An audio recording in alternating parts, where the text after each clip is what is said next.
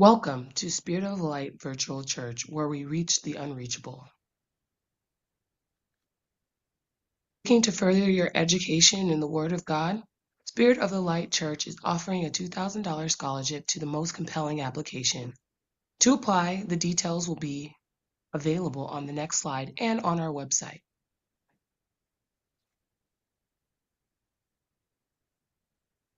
If you wish to contact us here at Spirit of the Light Virtual Church, you can reach us on our Facebook page, Spirit of the Light, or you can reach us via email or our website, or you can reach us by phone and our address. We'd be more than happy to take your prayer requests or any questions that you may have. Please feel free to contact us.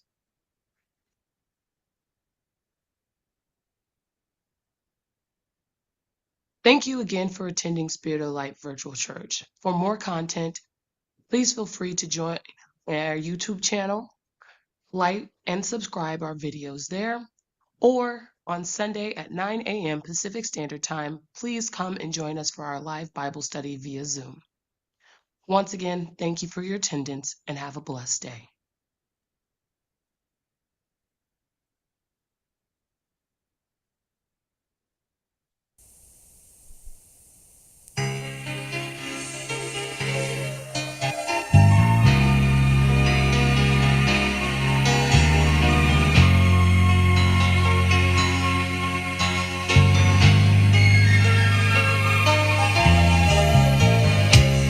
He's not the author of confusion.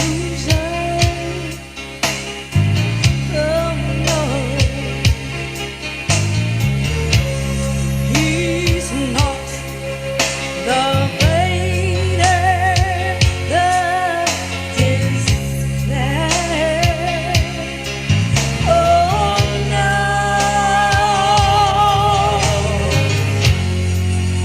when the tempest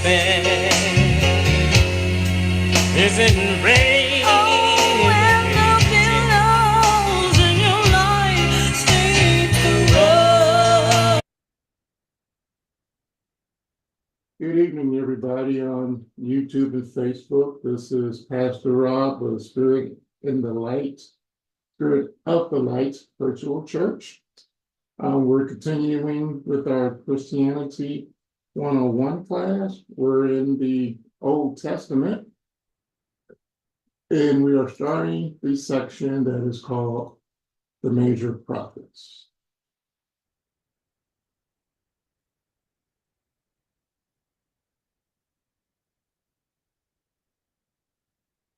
So going back to the beginning of the lesson on the Bible in the Old Testament. Again, the Old Testament is split into 5 sections, with 39 books in total in the 5, starting with what is called the Law or the Torah, or the Pentateuch, which means the first 5 books.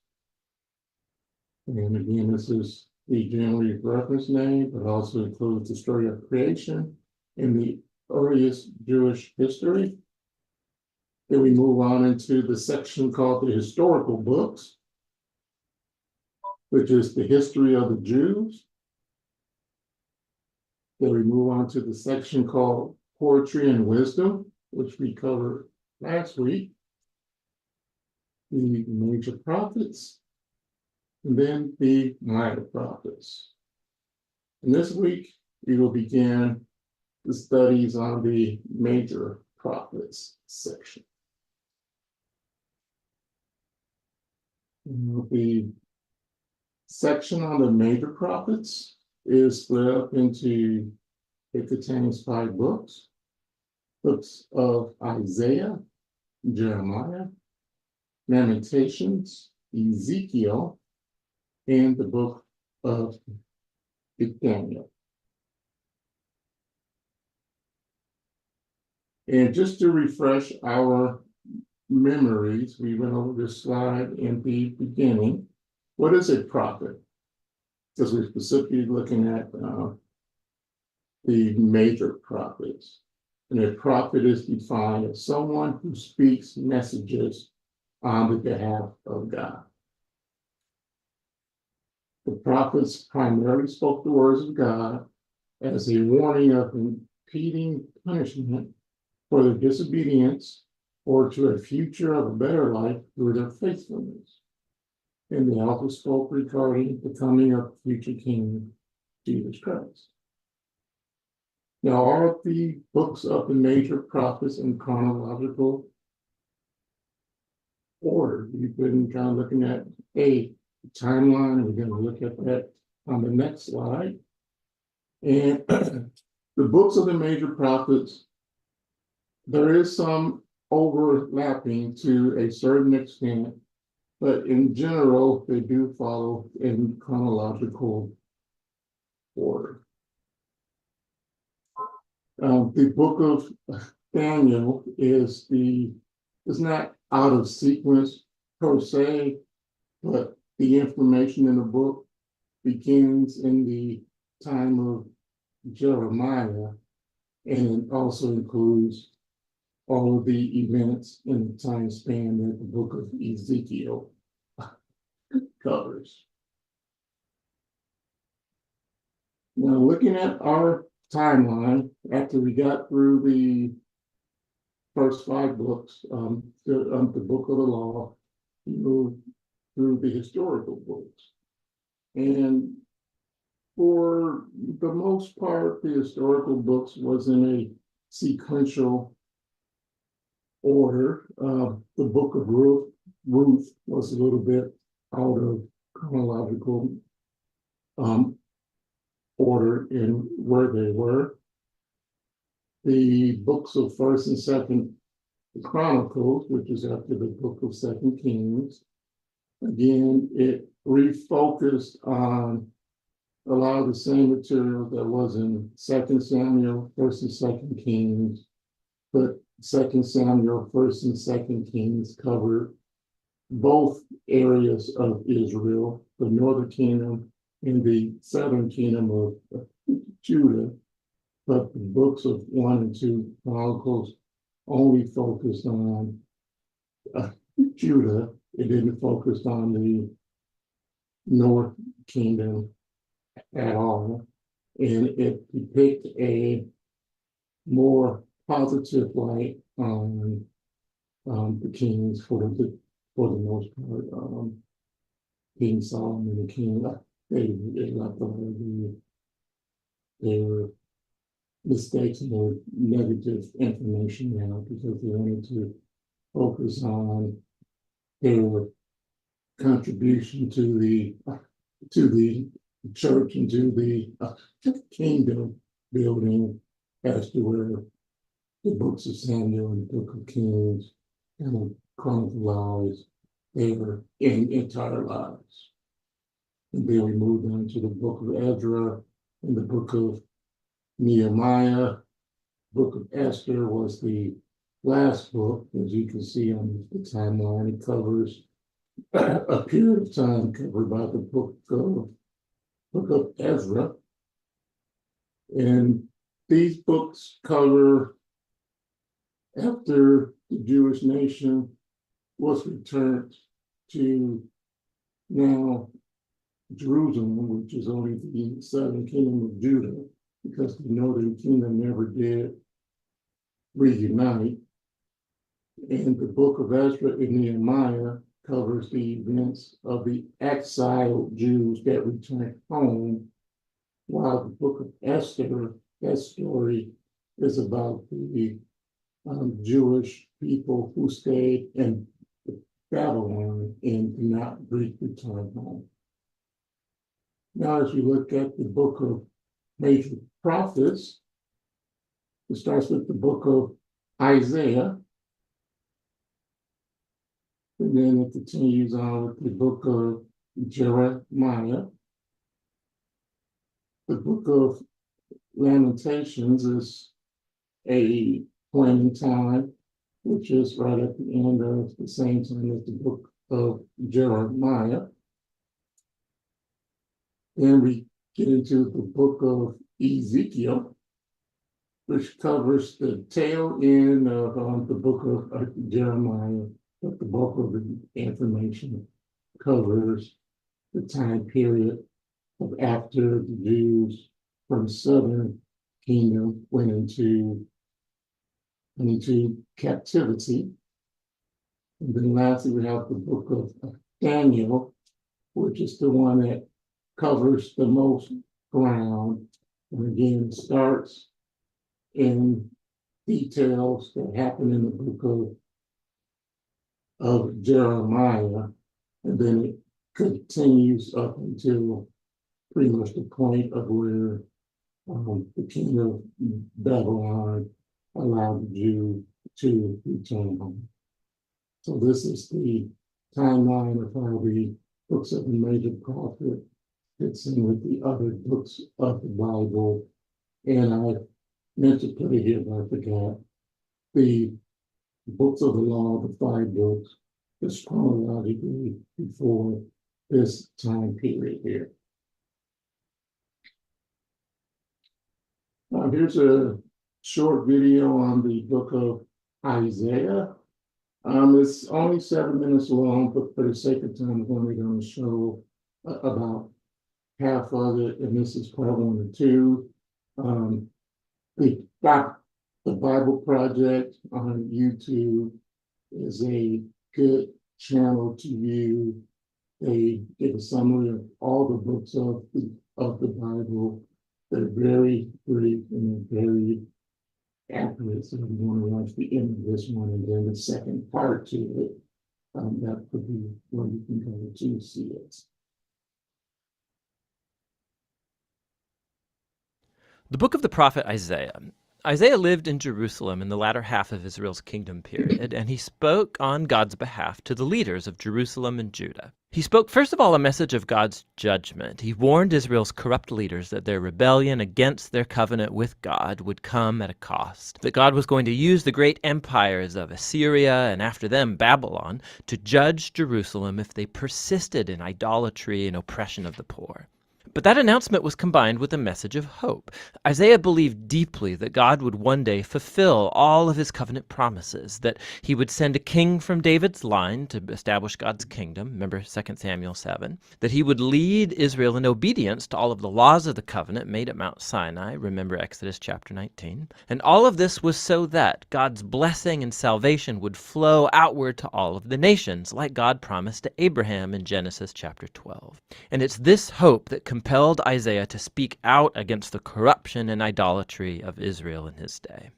Now, the book has a pretty complex literary design, but there's one simple way to see how it all fits together. Chapters 1 through 39 contain 3 large sections that develop Isaiah's warning of judgment on Israel. And it all culminates in an event pointed to at the end of chapter 39, the fall of Jerusalem and the exile of the people to Babylon. But in chapters 1 to 39, there's also a message of hope that after the exile, God's covenant promises would all be fulfilled. And chapters 40 to 66 pick up that promise of hope and develops it further. In this video, we're just going to focus on chapters 1 to 39. The first main section focuses on Isaiah's vision of judgment and hope for Jerusalem, and it begins as Isaiah accuses the city's leaders of covenant rebellion, idolatry, injustice, and God says he's going to judge the city by sending the nations to conquer Israel. Isaiah says that this will be like a purifying fire that burns away all that's worthless in Israel in order to create a new Jerusalem that's populated by a remnant that has repented and turned back to God. And Isaiah says that that's when God's kingdom will come and all nations will come to the temple in Jerusalem and learn of God's justice, bringing about an age of universal peace and harmony. Now, it's this basic storyline of the old Jerusalem purifying judgment into the new Jerusalem. This is going to get repeated over and over throughout the book, getting filled in with increasing detail. So, at the center of this section is Isaiah's grand vision of God sitting on his throne in the temple. And he's surrounded by these heavenly creatures that are shouting that God is holy, holy, holy. And Isaiah suddenly realizes just how corrupt he and his people Israel are. And he's certain that he's going to be destroyed by God's holiness, but he's not. God's holiness, in the form of this burning coal, comes and burns him, but not to destroy. Rather, it purifies him from his sin. And as Isaiah ponders the strange experience, God commissions him with a very difficult task. He is to keep announcing this coming judgment, but because Israel has reached a point of no return, his warnings are going to have a paradoxical effect of hardening the people. But Isaiah is to trust God's plan. Israel is going to be chopped down like a tree and left like a stump in a field. And that stump will itself be scorched and burned. But after all of that burning, God says that this smoldering stump is a holy seed that will survive into the future. It's a small sign of hope, but who or what is that holy seed? The rest of this section offers an answer. Isaiah We're going to stop there so we can move on. Again, if you look at the Bible Project on YouTube, it'll have the rest of this video and also the second part to the book of Isaiah. confronts Ahaz.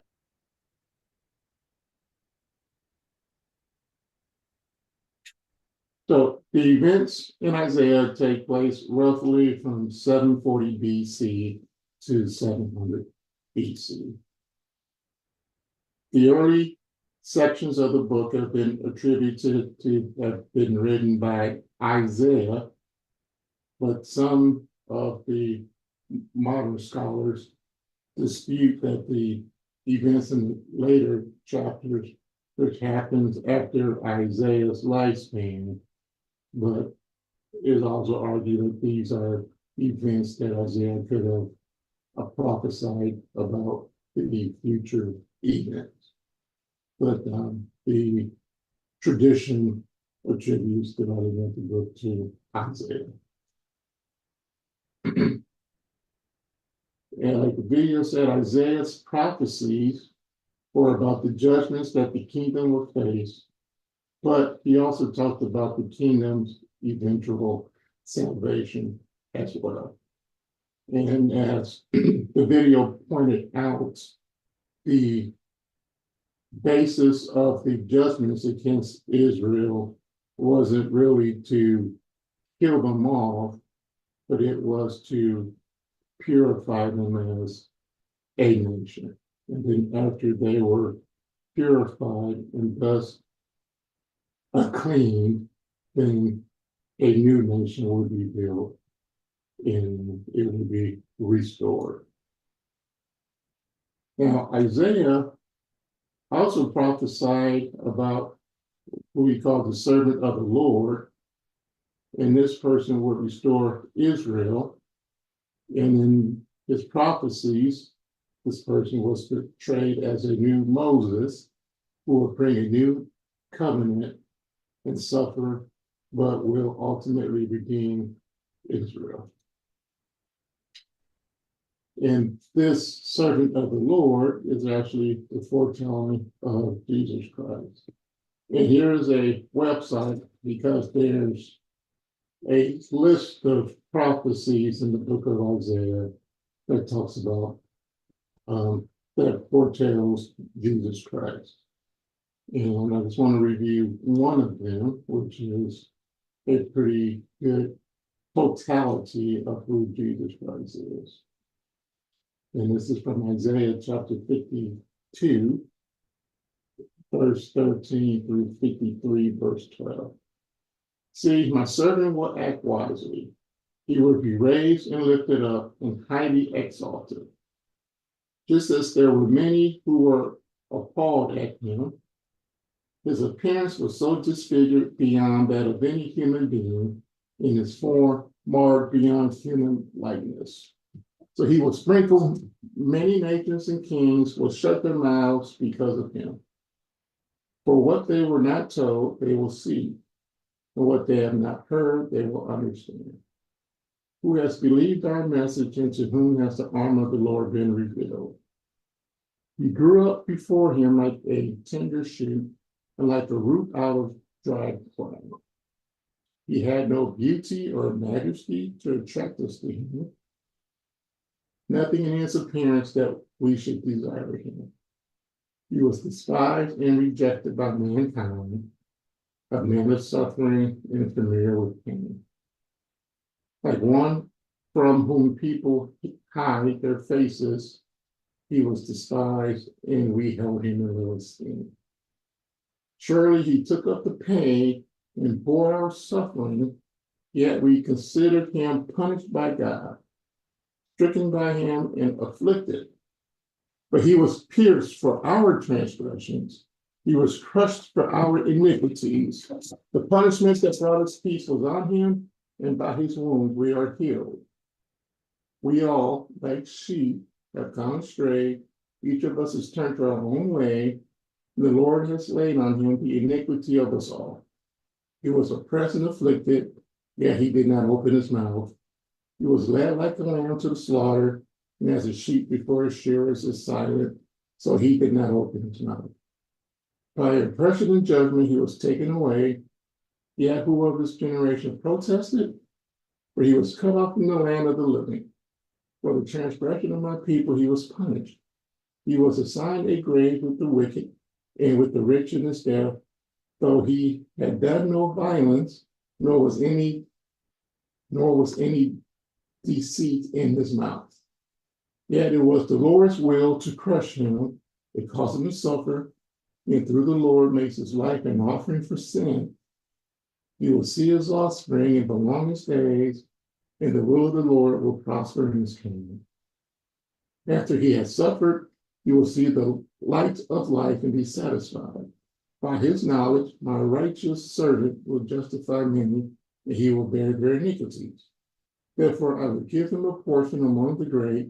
He will divide the spoils with the strong, because he poured out his life unto death and was numbered with the transgressors. For he bore the sins of many and made intercession for the transgressors. We have already reviewed Jesus Christ, and this is a good synopsis of the life of Jesus Christ. Now, as far as the book of Isaiah goes, it was focused on, again, the kingdom of Judah, the southern kingdom, and the kings that was in power during Isaiah's period of time was Azariah, Jotham, Ahaz, and Hezekiah. In Isaiah, again, between 740 and 680, it was before the exile, and it was addressed again to the kingdom of Judah specifically. Now, the book of Jeremiah, a short video here, which is Jeremiah's our next book. The book of the prophet Jeremiah. Jeremiah was an Israelite priest who lived and worked in Jerusalem during the final decades of the kingdom of southern Judah. He was called as a prophet to warn Israel about the severe consequences of breaking their covenant with God through their idolatry and injustice, and he even predicted that the empire of Babylon would come as God's servant to bring this judgment on Israel by destroying Jerusalem, taking the people into exile. And sadly, his words became reality. Jeremiah lived through the siege and destruction of Jerusalem and witnessed the exile personally.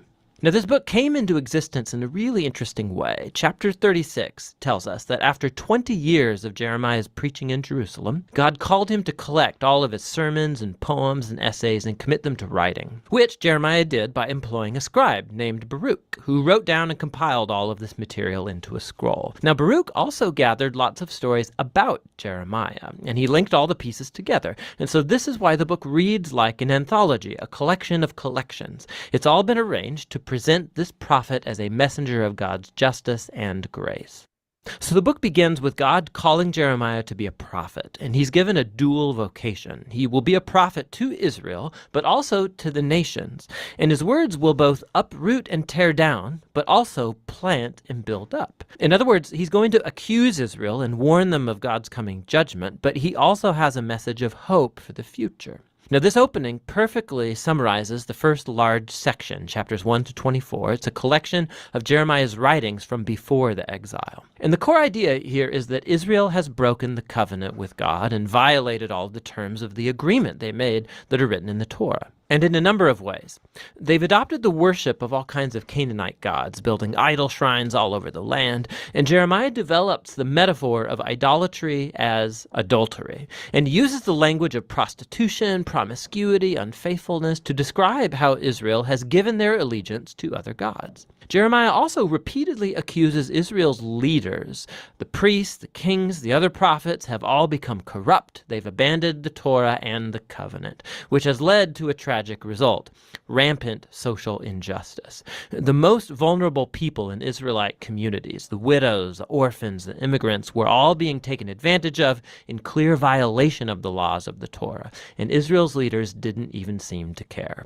So a classic place where all of these ideas come together is in chapter 7. It's called Jeremiah's Temple Sermon. The Israelites are coming to worship their God in the temple as if everything is just fine, but outside the temple they are worshiping other gods, and some were even adopting the horrifying Canaanite practice of child sacrifice. And so Jeremiah makes his very unpopular announcement. The God of Israel is coming in judgment. He's going to destroy his own temple and punish Israel by sending an enemy from the north. This is an army that God would allow to conquer Jerusalem, and as you read on, you discover he's talking about the great empire of Babylon. And so this all leads up to a transition in chapter 25.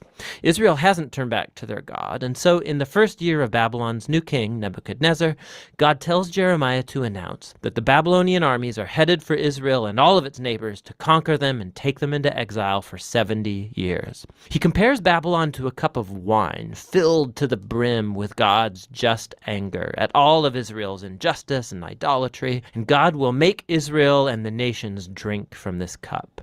Now, this chapter is key to the book's design because everything that follows is going to focus on Babylon's coming attack. First on Israel in chapters 26 to 45, and then on the other nations in chapters 46 to 51. The section about Israel first contains stories about how Jeremiah begged Israel to turn back, how he warned them right up to the last minute, but the leaders of Israel kept rejecting him. This section concludes with a large collection of stories about how Jerusalem was under siege and eventually destroyed by Babylon, and about how Jeremiah was persecuted all through that time and eventually kidnapped and taken against his will to Egypt by a group of Israelite rebels. Now, right here in the middle, in between all of these dark stories of disaster and judgment, is a collection of Jeremiah's messages of hope for Israel's future. So he picks up on Moses' prediction that after Israel had broken the covenant and gone into exile, see Deuteronomy 30, God would not abandon his people. Rather, he would renew his... Well, let's pause here for a sake of time and try to finish in 30 minutes, and we have about 2 minutes left. Again, you can watch the remainder of the book of Jeremiah on the Look Up the Bible Project on YouTube, the book of Jeremiah, and you can find his covenant with them.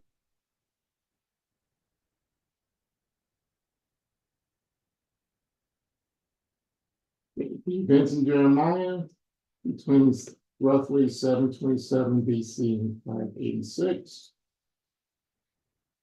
Jeremiah, like Isaiah did, speaks, warns, and prophesies to Israel about their imminent doom. But unlike Isaiah, most of the kings that was in power under Jeremiah were not good kings. They were all, for the most part, pretty bad kings. They were into idolatry, and other things, and had really forsaken the laws of God. And like Bill said, Jeremiah was actually persecuted due to his prophecies, and there were other false prophets that talked about prosperity, while Jeremiah was talking about the doom, and Jeremiah wanted people not to listen to them. Jeremiah also witnessed the judgment of Judah when they were taken into captivity of Babylon. And like Isaiah, Jeremiah also told the people of their ultimate restoration. And for Jeremiah, he covered the 5 kings here Again, he was pretty much a prophet for the southern kingdom of Judah, and outside of Josiah, all the other kings were, for the most part, bad kings. He was in the pre-exile of Judah, and he finished up while Israel was being exiled and under captivity from Babylon.